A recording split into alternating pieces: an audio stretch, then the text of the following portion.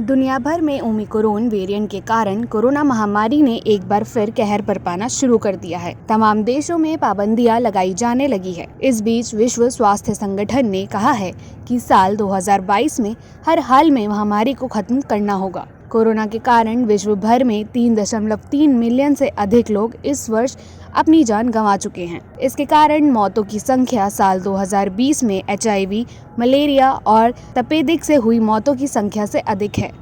WHO ने कहा है कि साल 2022 वह वर्ष होना चाहिए जब महामारी का खात्मा हो जाए। WHO के प्रमुख टेड्रोस अडानम घेब्रेयेसस ने एक मीडिया ब्रीफिंग के दौरान कहा कि साल 2022 वह वर्ष होना चाहिए जब सभी देश इस पैमाने पर भविष्य की आपदा को रोकने और सतत विकास लक्ष्यों को प्राप्त करने के प्रयासों में तेजी लाने के लिए निवेश करें। यह एक ऐसा साल होना चाहिए जिसमें महामारी का खात्मा हो जाए। ब्रिटेन के प्रधानमंत्री बोरिस जॉनसन ने मंगलवार को कहा कि ओमिक्रॉन के मामलों में वृद्धि के बावजूद सख्त पाबंदियां लगाने की कोई योजना नहीं है। जॉनसन ने अपने ट्विटर पेज पर प्रकाशित एक वीडियो पते में कहा कि हमें नहीं लगता कि क्रिसमस से पहले किसी भी सख्त कदम को सही ठहराने के लिए पर्याप्त सबूत है।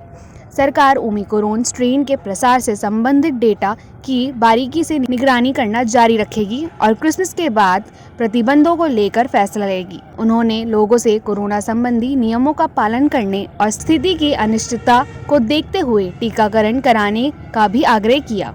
देश में नए वेरिएंट के कारण अब तक 14 लोगों की मौत हो गई है और 129 लोग अस्पताल में भर्ती है। इजराइल में ओमिक्रॉन संक्रमण के प्रसार को रोकने के लिए स्वास्थ्य कर्मियों और 60 वर्ष और उससे अधिक आयु के लोगों के लिए कोरोना वैक्सीन का चौथा डोज देने की तैयारी में है। प्रधानमंत्री कार्यालय ने बुधवार को इसकी जानकारी दी। देश में नए वेरिएंट के कारण एक मौत हो चुकी है। लगभग 60 साल के व्यक्ति की मौत इसके कारण सोमवार को हो गई।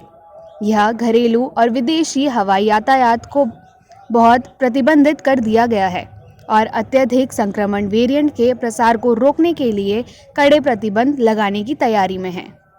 जर्मनी ने ओमिक्रॉन के बढ़ते मामलों के कारण मंगलवार को नए प्रतिबंधों की घोषणा की, जो क्रिसमस के बाद लागू होंगे। नए नियमों में निजी समारोह को 10 लोगों तक सीमित करना, देश भर में नाइट क्लबों को बंद करना और मैदान में दर्शकों के बिना फुटबॉल मैचों का आयोजन जैसे प्रतिबंध शामिल हैं। प्रतिबंध 28 दिसंबर को पूरे देश में लागू होंगे। हालांकि राज्य इससे पहले भी इन्हें लागू कर सकते हैं। कोरोना के बढ़ते मामलों के कारण चीन ने शिनजियांग में सख्त पाबंदी लगा दी है।